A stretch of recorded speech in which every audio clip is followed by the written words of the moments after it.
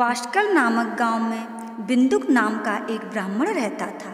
वह अधर्मी, दुरात्मा एवं महापापी था। उसकी स्त्री बहुत सुंदर थी। उसका नाम चंचुला था। वह सदा उत्तम धर्म का पालन करती थी, परंतु बिंदुक वैश्यागामी था। इस तरह कुकर्म करते हुए बहुत समय व्यतीत हो गया। उसकी स्त्री काम से पीड़ित होने पर भी स्वधर्म नाश के भय से क्लेश सहकर भी काफ़ी समय तक पथभ्रष्ट नहीं हुई, धर्म से भ्रष्ट नहीं हुई, परंतु आगे चलकर वह भी अपने दुराचारी पति के आचरण से प्रभावित होकर के दुराचारणी और अपने धर्म से विमुख हो गई। इस तरह दुराचार में डूबे हुए उन पति पत्नी का बहुत सा समय व्यर्थ बीत गया। वैश्यागामी, दूषित बुद्धि वाला वह दुष्ट ब्राह्मण बिंदुक समयानुसार मृत्यु को प्राप्त हो नरक में चला गया। बहुत दिनों तक नरक के दुखों को भोग करके वह मूढ़ बुद्धि पापी विंध्य पर्वत पर भयंकर पिशाच हुआ। उधर उस दुराचारी बिंदुक के मर जाने पर वह चंचुला नामक स्त्री बहुत समय तक पुत्रों के साथ अपने घर में रहती रही। पति के मृत्यु के बाद वह भी अपने धर्म से गिर कर के पर पुरुषों का संग करने लगी। सतियां विपत्ति में भी अपने धर्म का पालन करना नहीं छोड़ती। यही तो तप है। तप कठिन तो होता है, लेकिन इसका फल बहुत मीठा होता है।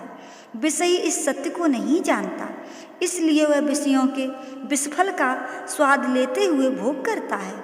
एक दिन दैव योग से किसी पुण्य पर्व के आने पर वह अपने भाई बांधवों के साथ गोकर्ण क्षेत्र में गई। उसने तीर्थ के जल में स्नान किया एवं बंधुजनों के साथ यंत्र तंत्र घूमने लगी। घूमते घूमते वह एक देव मंदिर में गई। वहाँ उसने एक ब्राह्मण के मुख से भगवान शिव की परम पवित्र एवं मंगलकारी कथा सुनी। कथावाचक ब्राह्मण कह रहे थे कि जो स्त्रियां व्यभिचार करती हैं वे मरने के बाद जब यमलोक जाती हैं तब यमराज के दूत उन्हें तरह तरह से अंतरा देते हैं। वे उसके कामांगों को तप्त लौह दंडों से दागते हैं, तप्त लौह के पुरुष से उसका संसर्ग कराते हैं। ये सारे दंड इतनी वेदना देने वाले होते हैं कि जीव पुकार पुकार करके कहता है कि अब वह ऐसा कभी नहीं करेगा, अब वह ऐसा कभी नहीं करेगा। लेकिन यमदूत उसे छोड़ते नहीं। कर्मों का फल तो सभी को भोगना पड़ता है। देव, ऋषि, मनुष्य सभी इससे बंधे हुए हैं। ब्राह्मण के मुख से ये वैराग्य बढ़ाने वाली कथा सुनकर के चंचुला भय से व्याकुल हो गई। कथा समाप्त होने पर सभी लोग वहाँ से चले गए। तब कथा बाँचने वाले ब्राह्मण देवता से चंचुला ने कहा कि हे ब्राह्मण देवता, धर्म को न जानने के कारण मेरे द्वारा बहुत बड़ा दुराचार हुआ है। स्वामी, मेरे ऊपर कृपा करो, मेरा उद्धार कर दीजिए। आपके प्रवचनों को सुनकर के मुझे संसार से वैराग्य हो गया है।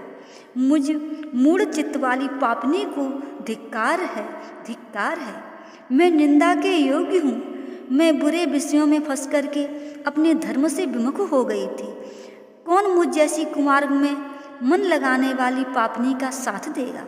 जब यमदूत मेरे गले में फंदा डाल करके मुझे बांध करके ले जाएंगे और नरक में मेरे शरीर के टुकड़े करेंगे, तब मैं कैसे उन महायातनाओं को सहन कर पाऊंगी? मैं सब प्रकार से नष्ट हो गई हूँ, क्योंकि अभी तक मैं हर तरह से पाप में डूबी रही हूँ। हे ब्राह्मण देवता, आप मेरे गुरु हैं, आप ही मेरे माता पिता हैं। मैं आपकी शरण में आई हूँ। मुझ अबला का अब आप ही उद्धार कीजिए। सूत जी कहते हैं, शौनक इस प्रकार विलाप करती हुई चंचुला ब्राह्मण देवता के चरणों में गिर पड़ी। तब ब्राह्मण ने उसे कृपापूर्वक उठाया और इस प्रकार से कहा। शिव महापुराण का चौथा अध्याय। चंचुला की शिव कथा सुनने में रुचि और शिवलोक गमन। नारी, तुम सौभाग्यशाली हो, ब्राह्मण ने कहा, जो भगवान शंकर की कृपा से तुमने वैराग्यपूर्ण शिव पुराण की कथा सुनकर के समय से अपनी गलती का एहसास कर लिया है। तुम डरो मत और भगवान शिव की शरण में आ जाओ। उनकी परम कृपा से तुम्हारे सभी पाप नष्ट हो जाएंगे। मैं तुम्हें भगवान शिव की कथा सहित वह मार्ग बताऊंगा जिसके द्वारा तुम्हें सुख देने वाली उत्तम गति प्राप्त होगी। शिव कथा सुनने से तुम्हारी बुद्धि शुद्ध हो गई है और तुम्हें पश्चाताप हुआ है तथा मन में वैराग्य उत्पन्न हुआ है। पश्चाताप ही पाप करने वाले पापियों के लिए सबसे बड़ा प्रायश्चित है। पश्चाताप ही पापों का शोधक है। इससे ही पापों की शुद्धि होती है। सत्पुरुषों के अनुसार पापों की शुद्धि के लिए प्रायश्चित पश्चाताप से ही संपन्न होता है।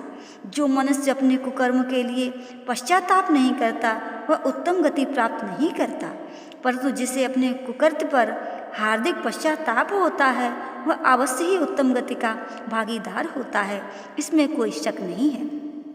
शिव पुराण की कथा सुनने से चित्त की शुद्धि एवं मन निर्मल हो जाता है।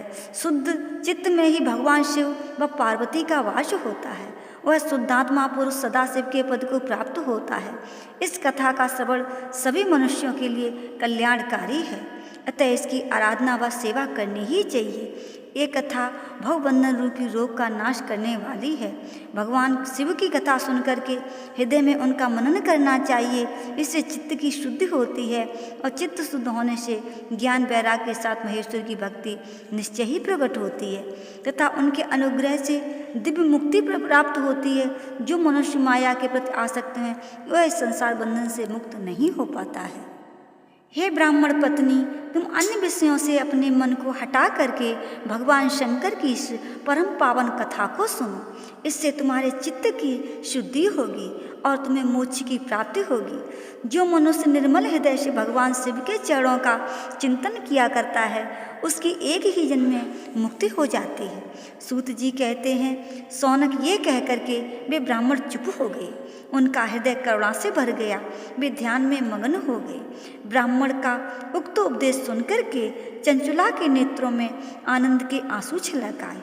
वह हर्ष भरे हृदय से ब्राह्मण देवता के चरणों में गिर गई और हाथ जोड़ करके बोली कि हे ब्राह्मण देवता, मैं कृतार्थ हो गई। हे ब्राह्मण शिव भक्तों में श्रेष्ठ स्वामिन, आप धन्य हैं। आप परमार्थदर्शी हैं और सदा परोपकार में लगे रहते हैं। हे साधो, मैं नरक के समुद्र में गिर रही हूँ, कृपा करके मेरा उद्धार कर दीजिए। जिस पौराणिक व अमृत के समान सुंदर से पुराण कथा की बात आपने की है उससे सुनकर ही मेरे मन में वैराग्य उत्पन्न हुआ है। उस अमृतमयी सी पुराण कथा को सुनने के लिए मेरे मन में बड़ी श्रद्धा हो रही है, कृपा करके आप मुझे सुना दीजिए। सूत जी कहते हैं, शिव पुराण की कथा सुनने की इच्छा मन में लिए हुए चंचुला उन ब्राह्मण देवता की सेवा वहीं करने लगी और वहीं रहने लगी। उस गोकर्ण नामक महाक्षेत्र में उन ब्राह्मण देवता के मुख से चंचुला शिव पुराण की भक्ति, ज्ञान और वैराग्य बढ़ाने वाले और मुक्ति देने वाली परम उत्तम कथा सुनकर के कृतार्थ हुई। उसका चित्त शुद्ध हो गया। वह अपने हृदय में शिव के सगुण रूप का चिंतन करने लगी। वह सदैव शिव जी के सच्चिदानंदमय स्वरूप का स्मरण करती रहती थी। तत्पश्चात अपना समय पूर्ण होने पर चंचुला ने बिना किसी कष्ट के अपना शरीर त्याग दिया। उसे लेने के लिए एक दिव्य विमान वहाँ पहुँचा।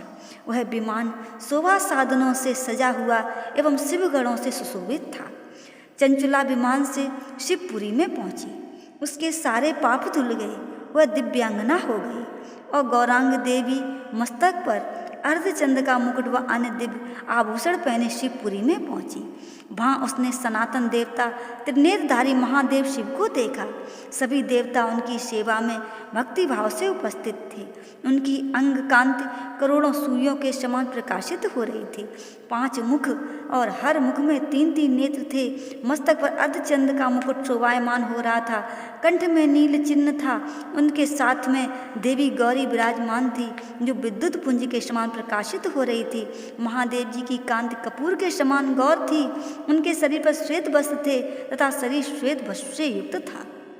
इस प्रकार भगवान शिव के परम उज्ज्वल रूप के दर्शन करके चंचुला बहुत प्रसन्न हुई। उसने भगवान को बारंबार प्रणाम किया और हाथ जोड़कर प्रेम और आनंद और संतोष से युक्त हो विनीत भाव से खड़ी रह गई। उसके नेत्रों से आनंद श्रुओं की धारा बहने लगी। भगवान शंकर व भगवती गौरी उमा ने करुणा के साथ सौम्य दृष्टि से देख करके चंचुला को अपने पास बुलाया। गौरी उमा ने उसे प्रेम पूर्वक अपनी सखी बना लिया चंचुला सुखपूर्वक भगवान शिव के धाम में उमा देवी की सखी के रूप में निवास करने लगी। सूत जी बोले, शौनक एक दिन चंचुला आनंद में मगन उमा देवी के पास गई और दोनों हाथ जोड़ करके उनकी स्तुति करने लगी। चंचुला बोली, हे गिरिराज नंदिनी, हे स्कंद माता उमा, आप सभी मनुष्यों एवं देवताओं द्वारा पूज्य तथा समस्त सुखों को देने वाली हैं। आप शंभु प्रिया हैं, आप ही सगुणा और निर्गुणा हैं। हे सच्चिदानंद स्वरूपिणी, आप ही प्रकृति की पोषक हैं। हे माता, आप ही संसार की सृष्टि और पालन और संहार करने वाली हैं। आप ही ब्रह्मा विष्णु और महेश की उत्तम प्रतिष्ठा देने वाली परम शक्ति हैं। सूत जी कहते हैं, शौनक सदगत प्राप्त चंचला इस प्रकार देवी की स्तुति करके शांत हो गई। उसकी आंखों में प्रेम के आंसू उमड़ गए। तब शंकर प्रिया भक्त वत्सला उमा देवी ने बड़े प्रेम से चंचुला को चुप कराते हुए कहा कि सखी चंचुला, मैं तुम्हारी स्तुति से प्रसन्न हूँ, बोलो क्या वर मांगती हो। चंचुला बोली, हे गिरिराज कुमारी, मेरे पति बिंदु इस समय कहाँ हैं? उनकी कैसी गति हुई है, मुझे बताइए और कुछ उपाय कीजिए ताकि हम फिर से मिल सकें। हे महादेवी, मेरे पति एक शूद्र जात वैश्या के प्रति आसक्त थे और पाप में डूबे रहते थे। गिरिजा बोली, बेटी, तुम्हारा पति बिंदु बड़ा पापी था, उसका अंत बड़ा भयानक हुआ। वैश्या का उपभोग करने के कारण वह मूर्ख नरक में अनेक वर्षों तक अनेक प्रकार के दुख भोग करके अब शेष पाप को भोगने के लिए बिंदी पर्वत पर पिशाच की योनि में रह रहा है। वह दुष्ट वहीं वायु पी करके रहता है और सब प्रकार के कष्ट सहता है। सूत जी कहते हैं, शौनक गौरी देवी की ये बात सुन करके चंचुला अत्यंत दुखी हो गई। फिर मन को किसी तरह स्थिर करती हुई दुखी हृदय से माँ गौरी से उसने एक बार फिर पूछा कि हे महादेवी, मुझ पर कृपा कीजिए और मेरे पापी पति का उद्धार कर दीजिए। कृपा करके मुझे यह उपाय बता दीजिए जिससे मेरे पति को उत्तम गति प्राप्त हो सके। गौरी देवी ने कहा, यह तुम्हारा पति बिंदु शिव पुराण की पुण्यमयी उत्तम कथा सुने तो इस दुर्गति को पार करके उत्तम गति का भागी हो सकता है। अमृत के समान मधुर गौरी देवी का ये वचन सुन करके चंचुला ने दोनों हाथ जोड़ करके मस्तक झुका करके उन्हें बार बार प्रणाम किया। तब प्रार्थना करी कि मेरे पति को शिव पुराण कथा सुनाने की व्यवस्था कीजिए।